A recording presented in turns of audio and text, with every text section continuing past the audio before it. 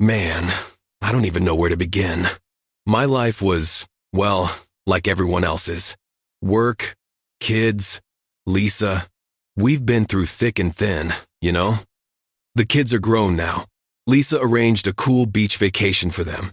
And I, being the workaholic I am, stayed home. I thought, finally, peace and quiet, all that stuff. The first evening, nothing seemed out of the ordinary. Then my neighbor Mike, that security enthusiast, talked me into getting cameras. It never hurts, he said. So I went for it. Bought them, installed them, didn't even tell Lisa because I thought it was minor, just for my peace of mind. And then they came back, and life became perfect again. The kids' laughter, Lisa cooking, our evenings, I felt damn on top of the world. Then, on Tuesday morning, while scrolling through emails at work, I remembered the cameras I'd installed. Out of curiosity, I opened the monitoring app for the first time since my family returned. I didn't expect to find anything unusual, just wanted to check if the cameras were working properly, as I hadn't reviewed them since installation. As soon as I accessed the recordings, something caught my eye. There was an unfamiliar man on the screen, entering my house. The timestamp showed the visit happened when the kids were at school and Lisa was supposed to be home. I tried to recall if she had mentioned any maintenance or a specialist coming over, but nothing came to mind. The man didn't look like a technician or anyone familiar, and his appearance and demeanor gave me a strange sense of unease. I rewatched the video several times, trying to find a reasonable explanation. Maybe it's someone from the water company or an electrician, I thought, trying to calm the thoughts that were starting to pile up. But something in the video deeply bothered me. The way the stranger moved around the house, as if he knew every corner. I shrugged it off, trying to convince myself it could be a misunderstanding, something trivial, yet a small suspicion began to grow in my head. That night, I didn't say anything to Lisa, deciding to dismiss my suspicions. I resolved to monitor the situation and review the recordings over the next few days. After all, maybe nothing strange was happening. I tried to ignore what I saw in those recordings, but the constant suspicion wouldn't leave me alone. I kept rationalizing what I saw, trying to convince myself there might be a logical explanation. Still, that feeling of unease was like a shadow, always present, and I found myself thinking about the mysterious man at odd moments, as if a part of my mind wouldn't rest until I knew what was going on. 2 days later, as part of my new routine, I reviewed the recordings again. I felt a strange relief, not seeing anything unusual in most of the videos. However, when I got to this morning's footage, the feeling returned. The same man was there again, in my house, walking with the same familiarity, as if he was completely comfortable. This time, I couldn't ignore it. I carefully watched the stranger's movements, noting every detail. His posture, the way he looked around, his slow, deliberate steps. This wasn't someone who had come to fix something or perform repairs. With each passing second, the scene became more strange and disturbing, leaving me with an overwhelming feeling that something serious was happening, something I could no longer ignore. The situation seemed to demand more than passive observation. I needed to know more to feel in control of what was happening in my own home. So, with quiet determination, I decided to step up the surveillance. That night, I installed more cameras in strategic locations.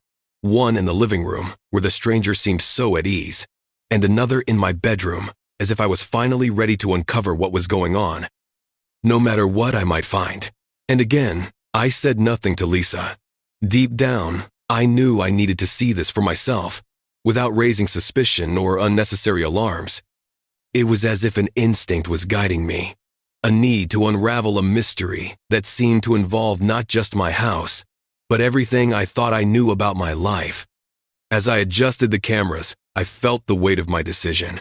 Now, more than ever, I needed answers. With the new cameras installed, I felt like I had planted watchful eyes in every corner, ready to uncover whatever lay hidden behind those mysterious encounters. I knew the answers would come sooner or later, and while I was impatient, I also felt a strange fear of what I might discover. The days dragged on, slow and quiet, as if the entire house was enveloped in an invisible tension. I tried to stick to my routine and act normal with Lisa, but my thoughts always returned to the cameras, like a magnet drawn to a dark secret. Finally, a week later, with the kids at school and the house empty, I decided it was time to review the footage. I sat down at the computer, took a deep breath, and started watching the videos. At first, nothing seemed unusual. I saw Lisa taking care of the house, the kids playing, and the small details that made up the everyday life of a family. It was a relief, almost enough to convince me that maybe I was overreacting. But when I got to this morning's recordings, my sense of calm shattered. There, before my eyes, was an image I never imagined I would see. But this time, the scene was clear, devastating, impossible to ignore. I watched in shock as the man and Lisa were together in my own bedroom, on my own bed, in an intimacy that made every fiber of my being burn with disbelief and pain. The seconds felt like an eternity as I processed what I was seeing, every detail etched into my mind like a scar I could never erase. The room seemed to spin around me, and I needed a moment to compose myself, to understand that this wasn't a nightmare. It was real, and it was recorded for me to see, leaving no room for doubt. The betrayal was exposed, and I felt both defeated and enraged, as if a storm of emotions was about to explode inside me. I couldn't tear myself away, watching the scene with growing bitterness, as if each successive second took away a part of what I knew about myself, my life, and everything I had built with Lisa. The pain of the discovery still burned in my chest as I decided to confront Lisa. I knew I couldn't ignore it, couldn't pretend that nothing had happened, that nothing had changed. The images were etched into my memory, every detail, every movement, like an open wound that throbbed with every recollection. I needed answers, some explanation, even though deep down I knew that no excuse could truly alleviate what I was feeling. I waited until the kids were gone, trying to maintain my composure. When Lisa returned after dropping the kids off at school, she found me standing in the living room with an expression she had never seen before. I held my phone in my hand, my fingers almost trembling, and my eyes, usually warm, were cold, distant, as if she were a stranger. Lisa looked at me with curiosity, but the slight smile on her face vanished when I, without saying a word, showed her the recording. The silence in the room was heavy, oppressive, as the scenes unfolded before her, and Lisa's expression changed. First, shock, then shame, and finally, despair. She started crying, tears streaming down her face, and a torrent of apologies began to pour from her mouth between sobs. "Tom, forgive me. I don't know what happened." It was something minor, something that meant nothing. I won't do it again, I swear. Please, believe me," she pleaded, her voice broken, her eyes begging, trying to find even a hint of compassion on my closed face. But I looked at her silently, not responding, letting her every word echo without any effect. I had heard enough, seen enough. No matter how much she begged, no matter how much she cried and tried to explain, I knew that something between us was broken, something that couldn't be fixed. Lisa continued to talk, clinging to a last chance at reconciliation, saying it was a mistake, that she still loved me, that it meant nothing to her. But I looked at her with a mixture of pain and disbelief. I remembered all the promises we had made, every moment I had trusted her unconditionally, and the feeling of betrayal was so deep that any excuse felt like another knife piercing my heart. Finally, I spoke, my voice quiet, but filled with a determination she had never heard before. I said I couldn't accept it, that there was no way to erase what I had seen, and I couldn't pretend that nothing had happened. I wasn't there to judge or argue, but only to make it clear that the trust that had existed between us was shattered, and for me, there was no turning back. Deceive Lisa fell to the floor, sobbing, her face buried in her hands, but I, heartbroken, turned and walked out of the room. I knew this was the end of a part of my life, a part I had built with love and dedication, now in ruins because of what she insisted on calling a trifle. The decision was made, and though every step forward caused me an unexplainable pain, I knew that divorce was the only way out. In the following days, the house seemed to be enveloped in an almost palpable silence, as if every wall carried the weight of unspoken words and broken promises. Lisa tried to explain herself in every possible way, but I remained steadfast. I barely recognized my own life and avoided even looking at the person who was once my great love. As I navigated this sea of conflicting emotions, an unexpected discovery turned my pain into outrage. While checking some details for the divorce, I decided to find out who, after all, was the man who entered my house without any respect or fear. I only knew the basics, a face etched in my memory. But soon, from rumors and information I gathered from mutual acquaintances, a name emerged. Lisa's lover was none other than Daniel Carter, a man with a solid reputation as a gynecologist in the city. The irony and absurdity of the situation were almost unbearable. He, a doctor, a man with an oath of trust and ethics, used his position to create a facade of respect, crossing the line in a treacherous and dishonorable way. Worse still, I soon learned that Daniel was also married, had young children, living in a facade as stable as my own life once was. My outrage transformed into something deeper, a kind of mission. This was no longer just about my personal pain, but about an almost overwhelming desire for justice to expose what I considered an unacceptable offense. This doctor, who seemed to have everything, respect, a family, a stable career, trampled on what was most sacred to me and my family.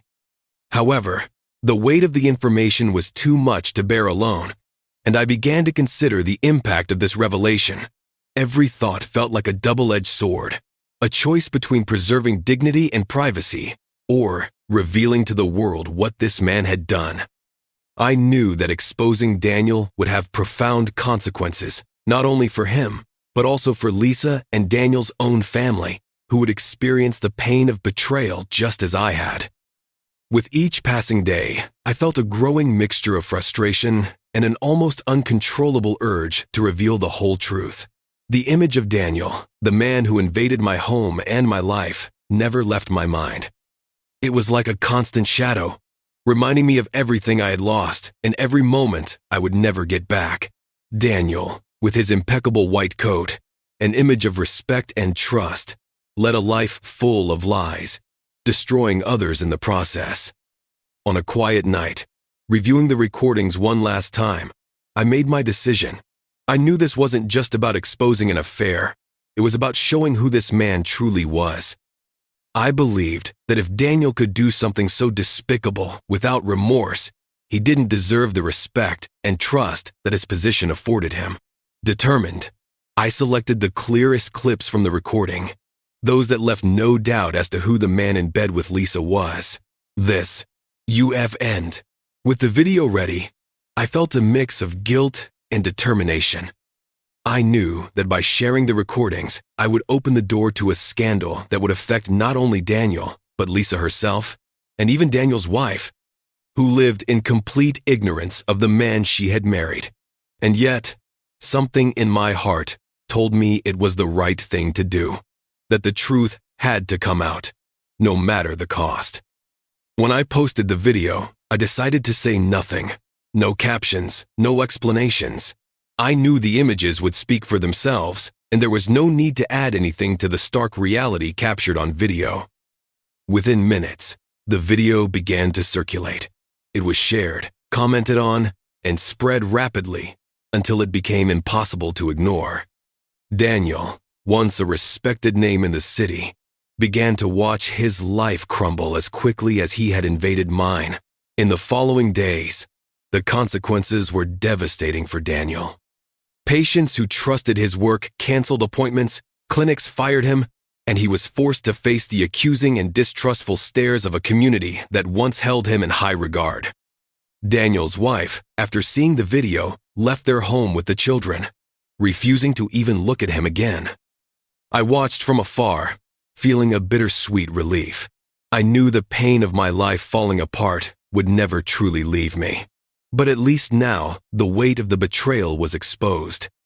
As Daniel faced public scandal and the scorn of everyone around him, I observed the aftermath of my decision with a complex mixture of relief and introspection. The public revelation caused a storm, a collapse that not only exposed Daniel's true character, but also put an end to the circle of lies and betrayals that surrounded him. Now, Daniel had no patience, no respect, no trust from colleagues, and no home to return to at the end of the day. For me, there was something liberating about finally seeing the truth come to light. I reflected on what my life represented before this painful chapter, and how trust was an unwavering value for me. What I didn't expect. The next few days passed with a strange calm. The anger had dissipated, and the void left by the end of the marriage now felt like a clean slate, a space to be filled with new possibilities.